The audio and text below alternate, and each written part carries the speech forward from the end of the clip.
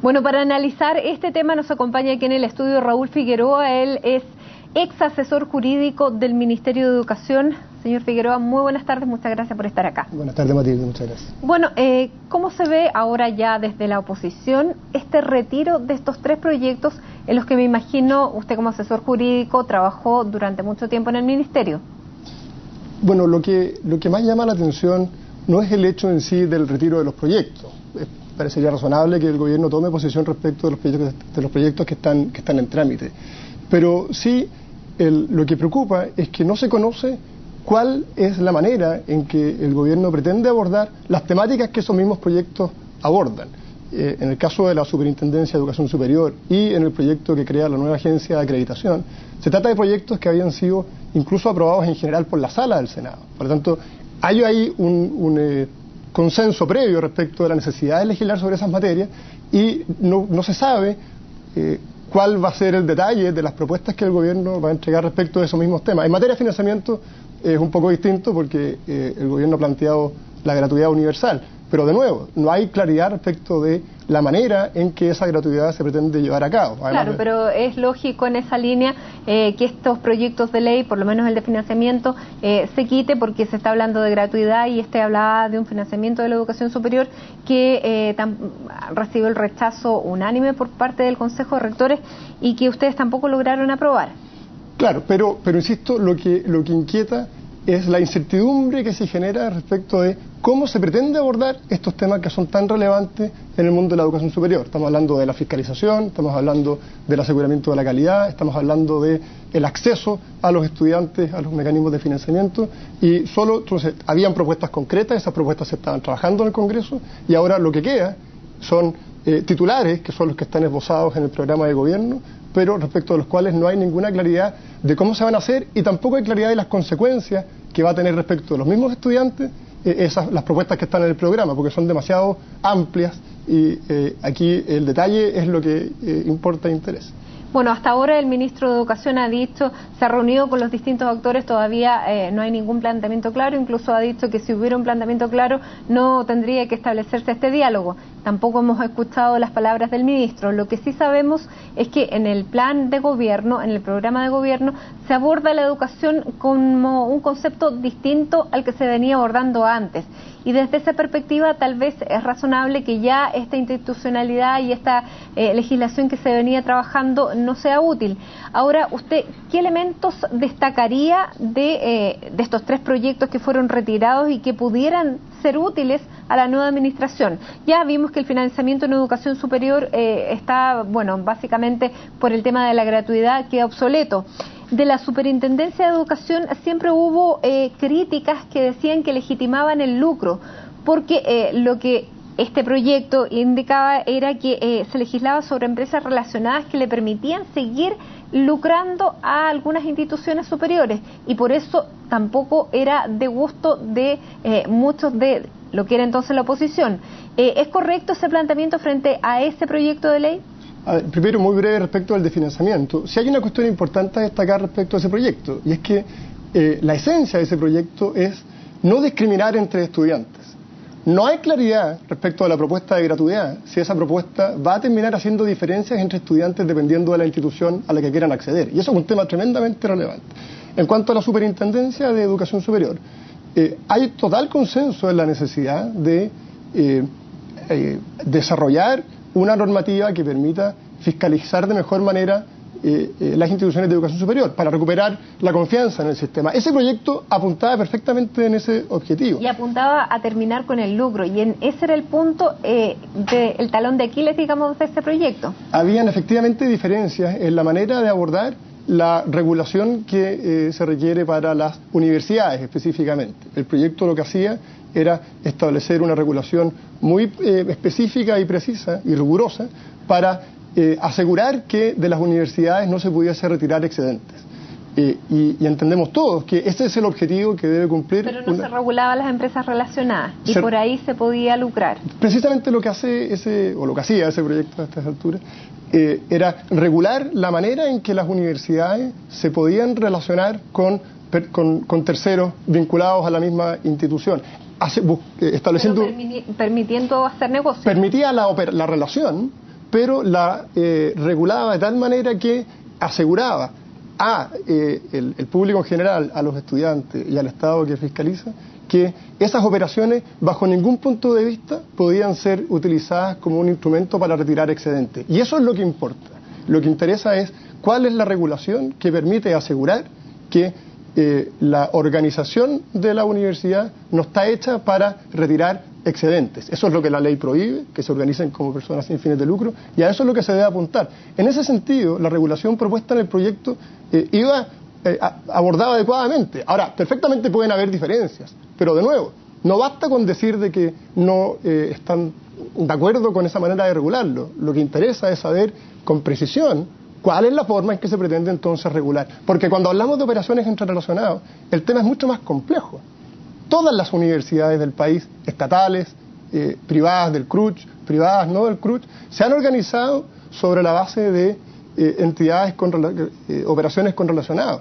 Ahora, distinto va a ser si se llega a una gratuidad en las universidades donde el Estado va a pasar a aportar muchos de esos recursos y tal vez ya la institucionalidad quede superada y se necesite otra ley.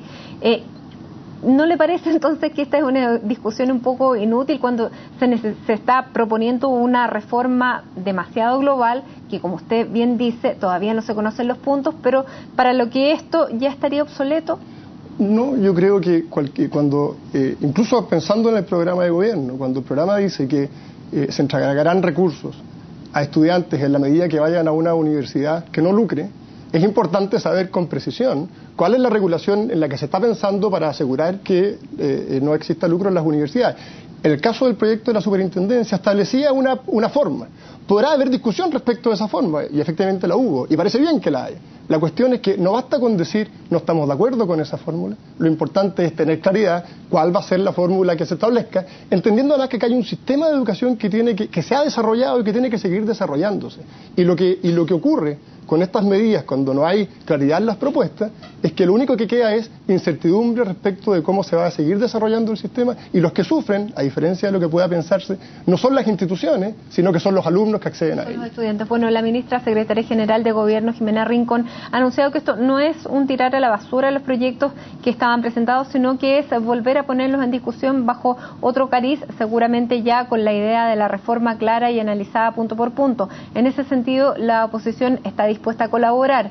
Ustedes están también pensando en un centro de pensamiento independiente en materia de educación.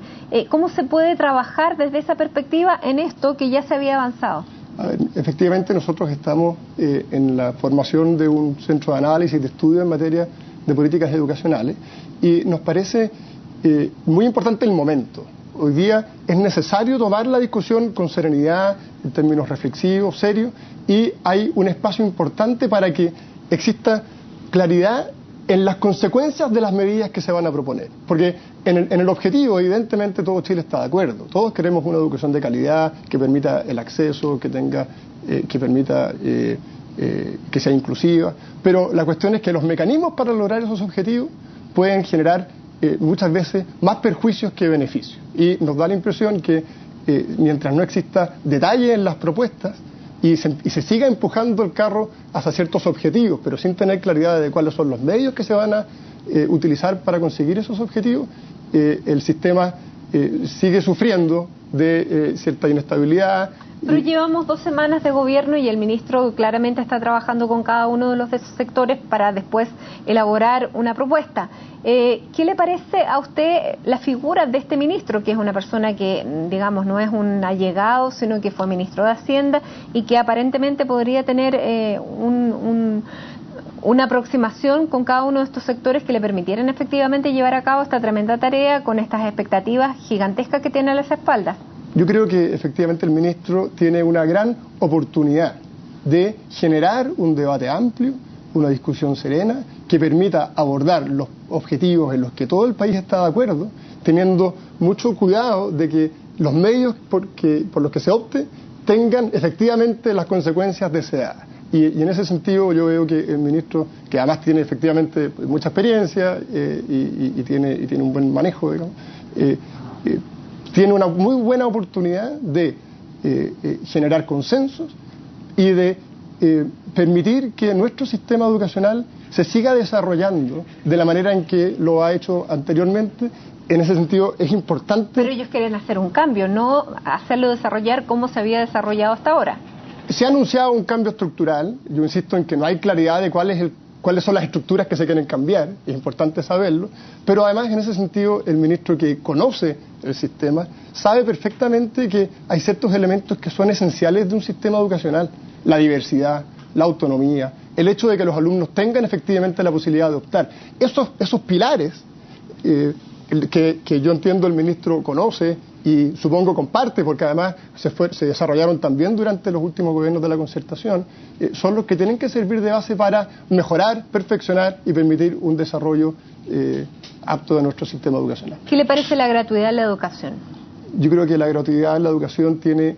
Primero hay una cuestión macro, que es si acaso Chile y países como el nuestro están en condiciones de destinar esa cantidad de recursos a toda la población, entendiendo que hay un segmento que tiene muchas mayores necesidades. ¿Y qué opina del lucro en la educación? Pero dame un segundito, porque hay otro tema importante respecto de la gratuidad, y es que en la manera en que está planteada en el programa de gobierno, la gratuidad genera los efectos contrarios. Tal cual como está planteada, va a generar limitaciones en el acceso a la educación superior a los estudiantes. Podría terminar siendo un elemento más segregador que el que se quiere corregir. ¿Por qué? Porque la gratuidad como está planteada consiste en convenios entre el Estado y ciertas universidades que quieran firmar esos convenios, que se sometan a ciertas condiciones y respecto de los cuales se le entregará el financiamiento para los estudiantes. Si uno se queda solo con esa figura, lo que hay que entender es que el resto del financiamiento estudiantil tendría que desaparecer, porque lo que se dice es que el apoyo del Estado a los estudiantes se va a entregar exclusivamente a través de las universidades que admitan el convenio de gratuidad. Por lo tanto, hoy día, un estudiante vulnerable, a través del sistema de becas y créditos subsidiados, tiene la posibilidad de elegir entre 160 instituciones, entre universidades, centros de formación técnica, institutos profesionales.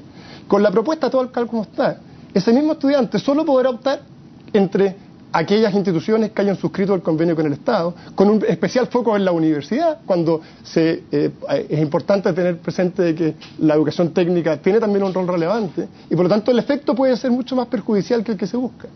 Podría pasar, bajo esa misma lógica, que algunas instituciones no quieran firmar ese convenio. ¿Y en ese sentido las universidades no son para todo? Está bien, pero ¿qué es lo que pasa? Si tenemos universidades que firman el convenio y otras que no lo firman, se va a generar, o podría generarse, una segregación mucho mayor que la que se quiere evitar. Vamos a tener universidades para ricos, universidades para aquellos que no tienen recursos, cuando lo que se busca precisamente es que el alumno que tenga el mérito pueda acceder a la universidad que desee. El sistema de gratuidad que está planteado en el programa no logra ese objetivo y por tanto, a mi juicio, perjudica más que beneficia a los estudiantes.